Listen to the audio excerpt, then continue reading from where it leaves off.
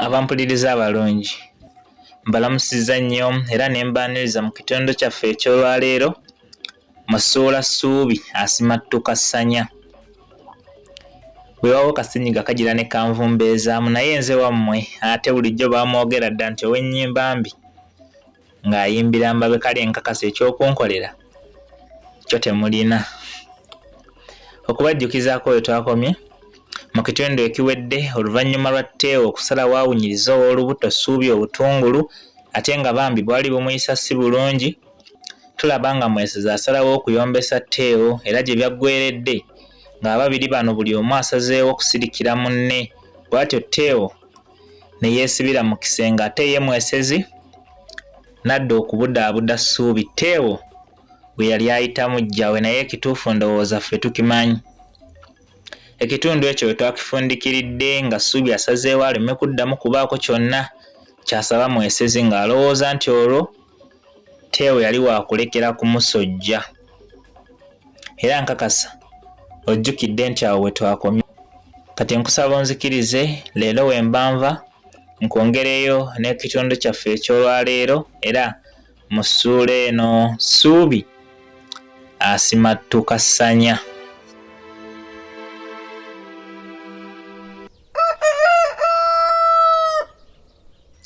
Ssuubi yamanya nti entabwe esinga kuva ku ngeri Mwesezi gye yali amufaako, bw'atyo n'asalawo atandike okumweyisizaako obubi kitte omutima gwe olwo alekere okumukolera ebirungi ebyalumanga mukyala we, oba nti aleme kuddamu kumugamba ng'alina kyonna kye yeetaaga. Era mu kino kannyabo kaali kagendereramu kukendeeza ku bukyayi omukyala bwe yakalinako alekere okukasojjanga ku luwonzi.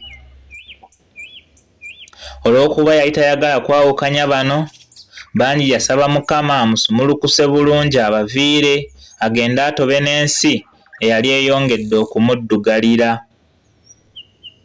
Ekiro kya luno olunaku embwa lwe yameketa emmwanyi eyo mu mattansejjere, bangi olubuto lwamusimba amannyo obutagamwesimbya, wabula n'abulwa obutandikiro kuba mukyala munne gwe yandiise baali kabwanango, ate nga Mwesezi yasazeewo amuleke obutamuleetera bizibu. Obulumi yali mu bungi, wabula yaguma essaawa endala nnamba ng'ali mu bikunta tanyega, mpozi okuluma ogwa wansi n'okusaba asobole okuwanirira okusinda mu nda ye. Wabula eyo mu matutuma Mwesezi eyali mu tulo yawawamuka, naye agenda okuwulira ng'omulwadde asusse okukulungutanira mu bikunta era ddala ng'alina ekimukulungutanya. Ng'awulidde musajja wattu ebikunta yabisambira mirannamiro, n'azuukuka kyenkana ng'ali mu kaamunda kokka, bw'atyo n'asembera ku kisenge omwali eyali awuunira mu bubba.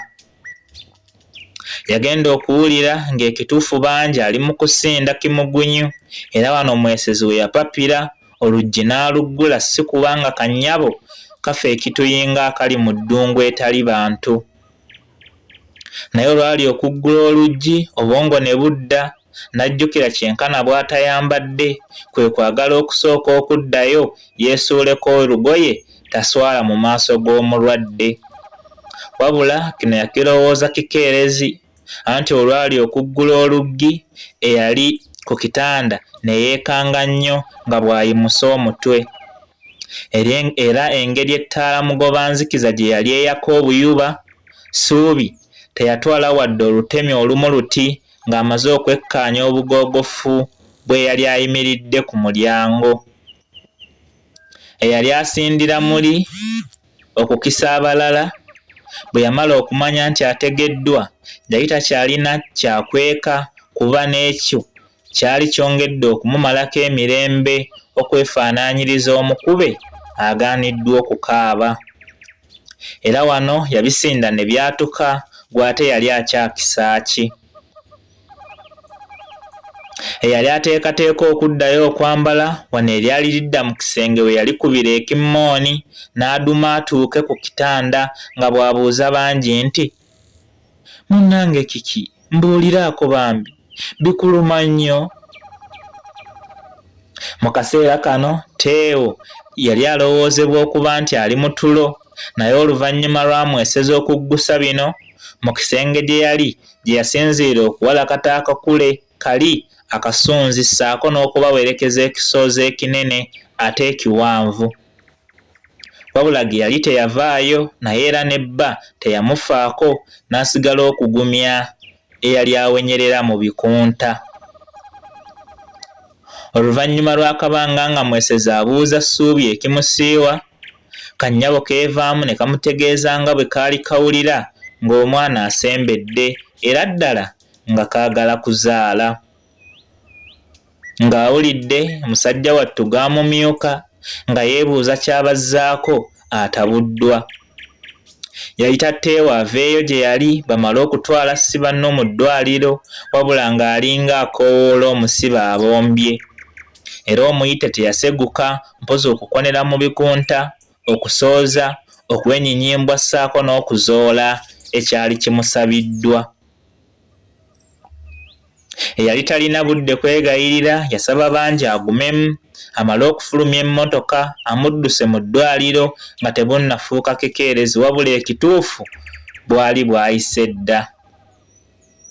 Mu kisenge ky'abangi mwesezi singa yali ayambadde yandivuddeyo engoye azikwatidde waggulu, anti yapapa bupapi atyo n'afuluma agenda asseeko engoye amale okuddusa kannyabo mu ddwaliro.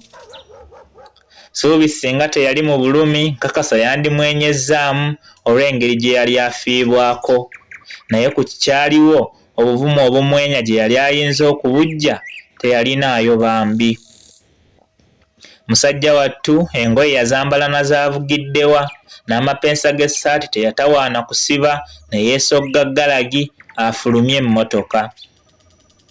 Nayo yagireka etokota n'adda munda nga kyenka n'adduka buddusi. Wabula yali atuuka mu kakuubo agenda okuwulira nga gy'alesse munne evaayo omulanga ng'ogw'omwana omuwere eyakazaalibwa. Enviiri zaamugooma, amatu ne gamubangalala, n'amaaso ne gamukanuka ng'asobeddwa kyawulidde. Mweno embeera mwennyini mwe yasinziira okusiikuula emisinde ng'ayolekera mu kisenge ewaali bangi, era ku luno enzigi yatomera ntomere. Okuyingira ng'omwana ali ludda mu miranga, nga si banno ali awo aziimeera bw'avaamu omusaayi omuyitirivu. Mwesezi essanyu lyasooka kumubuna nga bw'agamba nti, munnange weebale, weebale nnyo okumalirira n'okola kino.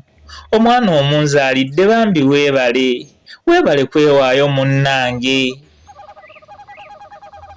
Bino byonna bangi si banno yabiwulira amwenya, wabula teyabiddamu, n'agwa ku buliri nga takyalimu wadde oluyingo. Essanyu eryali ku kyenyi kya mwesezi lyabuutikirwa okutya, bw'atyo n'ayoola Ssuubi n'amutwala mu mmotoka, amangu n'adda n'azingira omuwere mu busuuka era naye n'amuteeka mu mmotoka, bw'atyo n'agidda mu mitambo ne yeekuba mu lidda ku ddwaliro. Wabula yadde yali ayagala okwanguwa, naye yasalawo akulembeze bwegendereza aleme kubasuukunda, anti n'amakubo nga mabi kukira gava mu birombe by'amayinja.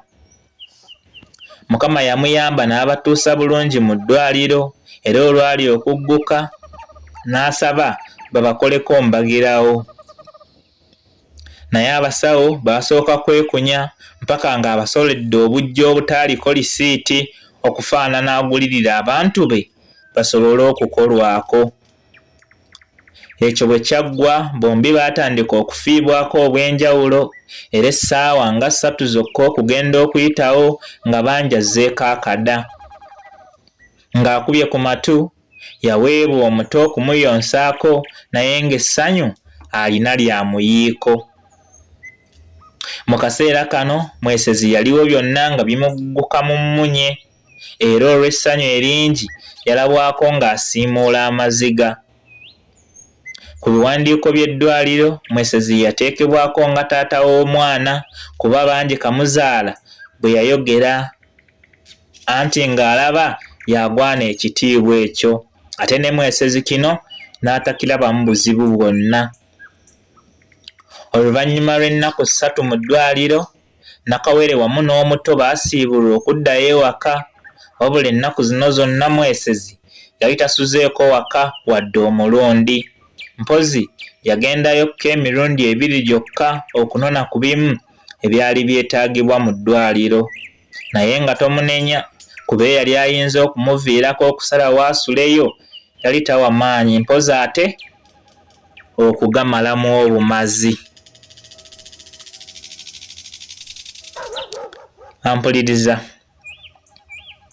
bwe tutyo bwe tufundikidde ekitundu kyaffe era essuula yaffe Suubi asimattukasanya wano wo tegenda kusukkawo mpaka omulundi omulala lwe tunajja n'ekitundu kyaffe ekirala mu ssuula era endala enzibu ennyo lw'oyagaliza muka kitaawo.